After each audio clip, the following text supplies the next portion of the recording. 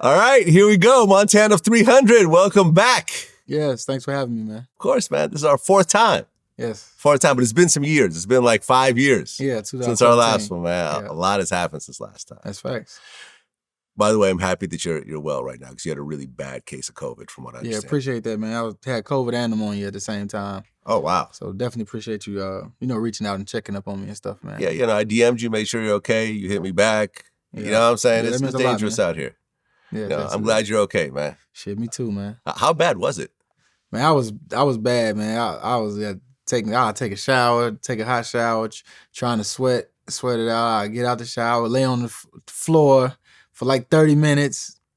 Finally get the strength to get up, type stuff. I just slept a lot, man. I kept a lot of fluids, and it's like every time I would wake up, it's like I'd be ready to just take some medicine, Mucinex, whatever, and go right back to sleep. You know what I'm saying? So it seemed like I slept for like a week straight, and I don't even know how I was able to sleep this much. You know what I'm saying? It wasn't like I was taking NyQuil, but it's like my body was just like okay with the sleep, I guess. You know what I'm saying? So. Okay, so you didn't end up in the hospital or anything else like that? No, I mean, I went there. That's how I found out. Okay, you got tested, but you didn't stay there. No, I didn't stay there. Yeah. So he's on his deathbed and blah, blah, blah, and all this.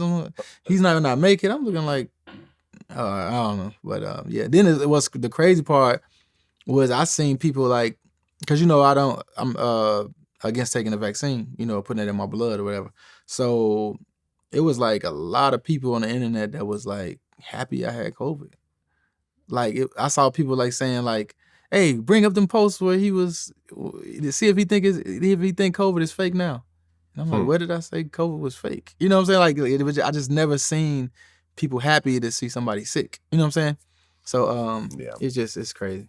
Yeah, I mean a lot of this stuff is really like polarizing, where people are like on opposite sides, whether they want to take it or don't want to take it. It's ultimately your choice whether you want to do it, but like. You get this almost hatred of both sides of people trying to prove their point and so forth. And some people, when they feel like they've committed already, it's like, oh, I got to stand up for this side. Like, I got to make myself feel right. You know what I'm saying? Even though I know it's got to be some people out there that's like, man, I should have never took it, or I should have taken it. I hope I took it. Yeah, or even that. Yeah. Or even just lying. Oh no, I didn't take it either. You know damn well you took it. You know what I'm saying? Stuff like that. How are you in this restaurant right now? Like, I feel you, man. I'm glad you're okay. Yeah, me too, man. I'm glad you're okay. I'm glad you're okay. Number one, congrats on the new album, Rap God. I want to talk about that. Yes, sir. At the end, man, because I've been bumping that all day, man. That's what's up, man. Great project. That, you had 833 songs on there. Longest album ever. It's on the real. 25 songs. 25 songs. I'm joking. Yeah. Last solo album, too. There we go. Well, I want to get back in your story again, man. It's been a while. I feel like a lot of people need to get reintroduced to who you are on Vlad TV. Okay. You know what I'm saying? So you grew up in Peoria? I grew up half of my life in Chicago, and then I got to Peoria like in 6th grade, and then I back and forth from Chicago, Peoria. Then high school, I stayed in Peoria 4 years in high school, and that's really why I like start hustling. You know what I'm saying? I met like some of my friends that I was dealing with in the streets. So, and I would go get my product and stuff back home in Chicago. You know what I'm saying? Yeah. So when I would go back to Chicago, I'm dealing with dudes like way older than me, but I got my gun and, certain stuff like that. So I wasn't dealing with the kids. I grew up in Chicago on the street shit. I was dealing with guys way older than me. You know what I'm saying? So, all the little Dirks and the Keefs and, her, like, I'm older than them. You know what I'm saying? So they didn't see me around Chicago because, when I was in high school, they was in middle school. You know what I'm saying? And when I was hustling in the streets, y'all was probably still in middle school, or high school. You know what I'm saying? Right. So certain things like that. But I would, be back and forth so much on the highway like 2-3 times a week. You know what I'm saying? And that's how I plan on, like, I'm investing in my music. Like, I'm making a name. I'm getting in the studio, shooting videos, little things like that. So a lot of people in Peoria knew who I was from just getting money. And it's like, oh, he do music too, he can rap, So it's like, when I would go home to my old projects in Chicago, they'd be like, man, where you been? Peoria, blah, blah, blah. They're like, man, I heard that song. So I'm like, okay, it's kind of spreading into Chicago a little bit too, and things like that. But I remember just one time I came to pick up some stuff from Chicago, and the guy, he had somebody else meet me, his cousin. I guess he seen a gun in my lap, and I kind of had it hidden, like under my hoodie a little bit, but I guess he seen the handle.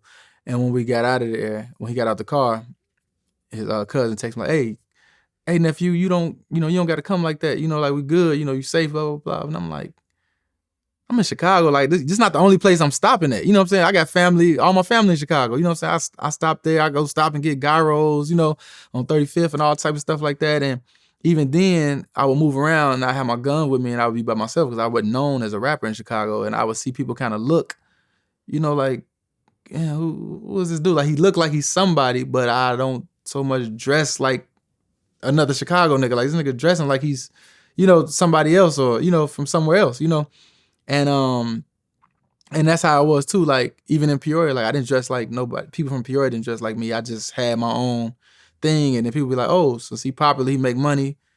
Let's start trying to dress like him. Well, let's start trying to do what he do. You know what I'm saying? Like the rope dreads with the bandana, like that was me. I was the first rapper with that. You know what I'm saying?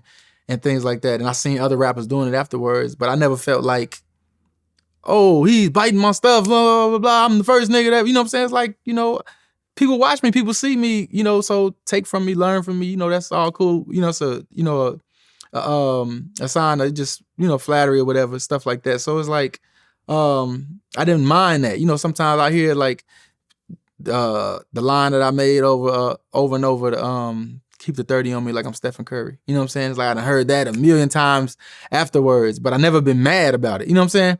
Things like that. And it's like, so yeah, just back and forth from Chicago and Peoria, I was, known here and there. And it's just some people just like, dang, this nigga come out rapping, boom, boom, ChiRaq, blah, blah, blah, blah. And it's like, he applying pressure. He getting millions of views too and blah, blah, blah. He don't got no deal. And how's he getting these millions? And it's like, so the hate comes and I ain't never seen this nigga. Whoa, yeah, you're not supposed to see me when I was coming in out of Chicago and doing things. Like I wasn't standing on the block in the corner and, you know what I'm saying, things like that. Like I was handling business with niggas way older than me. You know what I'm saying? And risky shit too. Like for years, no license, no insurance. You know what I'm saying? Like not giving a fuck. You know what I'm saying? And I just was living on the edge, but it's like I'm just getting to the money. So I think a lot of the money that I seen in the streets before I blew up with rapping helped me be able to stand firm with like not signing a deal. You know what I'm saying? Mm-hmm. And standing on my own. I seen how fast money can come and go. I can see how people can have a good year, then have a 2 bad years behind. It's like, damn, what the F happened? You know what I'm saying? Like, so I didn't see it. So I learned the value of money and what's really important in life. You know what I'm saying? And a lot of people don't know that, the ultimate wealth is freedom. That's what life is about. You know what I'm saying? Yeah. And usually when somebody gives you money, it's like, I need something in return or I need something from you. And it's usually some type of control, over you. You know what I'm saying? Right. And, you live and you learn. So, everybody's story doesn't go the same. And, that's how mine went basically.